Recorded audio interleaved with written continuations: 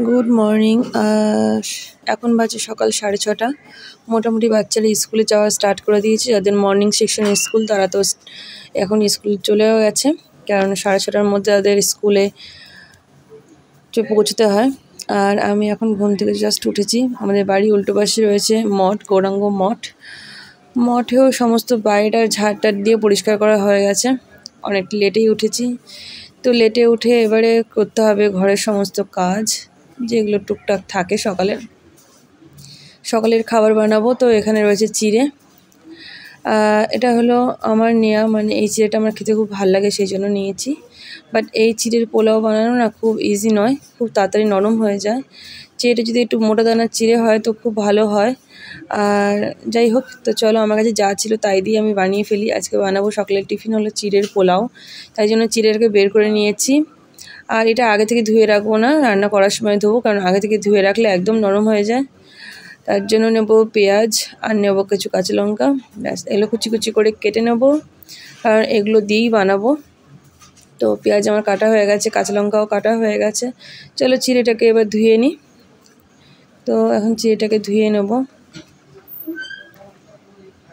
সব থেকে ভালো হয় যখন চিড়েটা দেবো, মানে কড়াইতে দেবো রান্না করার সময়, এইরকম পাতলা চিড়ে তখনই ধুলে ভালো হয়, না হলে মানে জাস্ট 2-3 মিনিট থাকলে একদম গলে যায় চিড়েটা। তো কড়াইতে তেল দেওয়া হয়ে গেছে, দিয়েছি রিফাইন অয়েল। এবার পেঁয়াজগুলোকে ছেড়ে দেবো তেলটা গরম হলে। তো পেঁয়াজটা ভাজা ভাজা হচ্ছে, পেঁয়াজ আর লঙ্কাটা এরকম ভাজা ভাজা একটু লাল লাল ব্রাউন কালার হয়ে গেলে এর মধ্যে ডিমটা ছেড়ে দেবো। নুন দিয়ে দিয়েছি, হলুদও দিয়ে দেবো।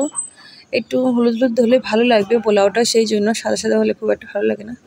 তো সেই জন্য নুন হলুদ দিয়ে ডিম দিয়ে ভালো ভাজা হয়ে গেছে। এবার চিড়েটা দিয়ে দেবো।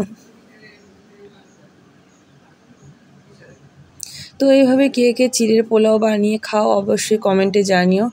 এর মধ্যে আরও অনেক ভেজিস দিলে ভালো হতো, বাট আমার কাছে সেরকম ভেজিস কিছু ছিল না। তো যাই হোক, পেঁয়াজ আর লঙ্কা দিয়ে এইভাবেও খেতে খুব ভালো লাগে। এর সঙ্গে একটু সস নিয়ে নিলে একদমই ভালো লাগে, অল্প খানিকটা। বা কেউ যদি চাও এর সঙ্গে একটু চাট মশলা নিয়ে নেবে, সেটাও ভালো লাগবে। তো আমার কিন্তু চিড়ের পোলাও রেডি হয়ে গেছে, ভালো করে নাড়িয়ে চাড়িয়ে এবার নামিয়ে দেবো। তো কমপ্লিট সকালের টিফিন। তো সকালে কে কী ব্রেকফাস্ট করলে অবশ্যই কমেন্টে জানিও।